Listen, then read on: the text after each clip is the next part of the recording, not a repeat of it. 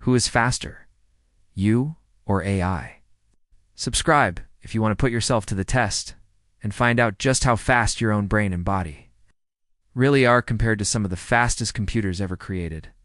And at the end, we all give you one last test that you can do right now to find out whether you are truly the fastest thing around. As a kid, there was always something special about grabbing a snack from the cupboard. The sound of the treat falling into the bowl, the satisfying crumple as you unwrapped it, the taste hitting your tongue, and then the feeling of relief as you realized you weren't actually going hungry after all. But there were some cupboards that didn't have snacks in them. They had something much more interesting, a mechanical timer. Not the kind that you can set to an exact time like a microwave oven timer, but a simple on-off timer that would start when you closed the door and stop when you opened it again. If you had one of these as a kid, the question was how long could you keep it going for? By making it go for longer than 2 minutes, it was impossible. In fact, as soon as the first hand moved past the 1-minute mark, it was game over. How did they work? When you close the door, a switch is activated inside that starts a motor spinning. A disc with numbers around it is attached to that motor, and as it spins, you can read the time from the numbers that pass by the window. When the door opens, the switch turns off and the motor stops. So what made these such great fun? Well, they were completely random. Each time you checked, the hands would be pointing to a different number. So each test was a fresh test. These days, you don't need a physical machine to get this kind of reaction test. You can simply use a whiteboard marker and draw 2 dots on a bit of cardboard. You can also download an app on your smartphone that will do the same job for you. There are a few ways to make these timers more complicated so you can test yourself against different kinds of responses. But for today, let's look at the simpler DIY version. How does it work? Well, you hold up the piece of cardboard in front of your eyes and use a timer function on another device to start a countdown from 2 minutes. Then you try to catch the marker before it hits the ground. You can get your friend to do it with you, timing you and telling you how fast the other person went. Or if you're a one-person household, you can prop your phone up somewhere where you can see the timer and get it to tell you when it's timed out and the marker has fallen. Wow. This is essentially a reaction test because as soon as the marker falls, you have to react and grab it before it's too late. But there's a little bit more to it than that. You have to remember that once you drop the marker, you only have 2 minutes until it hits the ground. You have to remember to react quickly. The reason why this test is very hard for most people is that 2 minutes is a long time to react. If the timer was shorter, say 30 seconds, it would be much harder to do well. That's because your brain needs time to process what's happening and send signals to your body about how to respond. If you wanted to do this test with a computer, the easiest way would be to write some code.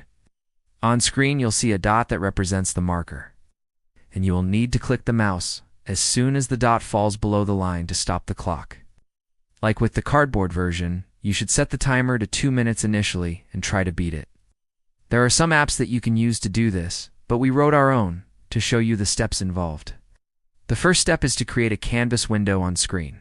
This is essentially the board that you place in front of your eyes. Next, you need to draw a rectangle on the canvas. This is the marker. At the moment, the marker doesn't fall, but that will change in a moment. Then we need to create a variable called Y position and set its initial value to the vertical position of the marker. The next step is to make the marker fall. We can do this by creating a force on the marker which is affected by gravity. We also need to create a clock that counts the seconds as the marker falls. Every second, the Y position of the marker changes, so we need to check this every second. To do that, we can use a while loop that runs until the Y position of the mouse is less than the Y position of the bottom of the screen. Inside the loop, we can move the marker down by its Y position. We can also create a variable called caught that tells us whether the user has clicked the mouse. We can use the mouse click function to detect when the mouse is clicked and set caught to true. We can then add 1 to the seconds variable each time the loop runs.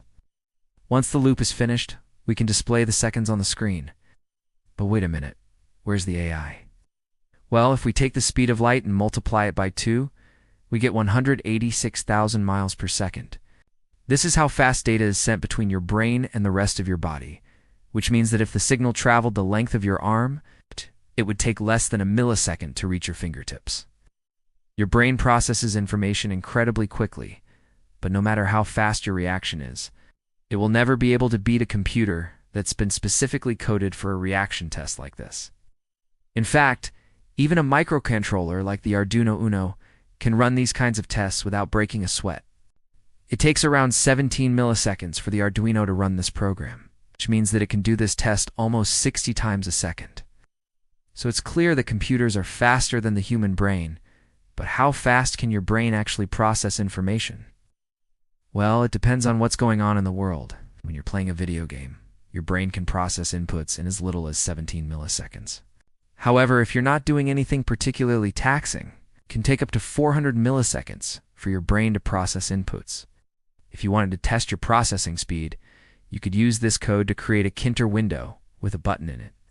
Every time the button is pressed, it adds 1 to a counter variable. You can then use the time function to measure how long it takes for you to press the button 20 times. Running this code gives us a processing speed of 25 milliseconds, which is faster than the average processing speed of 400 milliseconds. So it seems that humans are faster than AI, but only just. And if you think that's impressive, just remember that both your brain and a computer are essentially piles of rocks. Your reactions aren't anything compared to some of the incredible things that living creatures can do. For example, the fastest bird in the world. The peregrine falcon can reach speeds of 240 miles per hour during its hunting dive. And the fastest land animal, the cheetah, can reach speeds of 75 miles per hour. In comparison, the fastest train in the world can only travel at 360 miles per hour, and the fastest man-made object ever built. The Parker Solar Probe can reach speeds of just 430 miles per hour. All of this makes us wonder, what is the fastest thing in the universe? Well, the answer might surprise you. At the end of this video, we gave you one last test. Can you name this thing? We'll give you a clue. It's faster than the human brain, but not by much. It can process millions in a blink, but can't feel a thing. What am I? Pause the video and post your answer in the comments section. If you got it right, you win. But don't celebrate too much. The AI is coming and it's almost as fast as you are.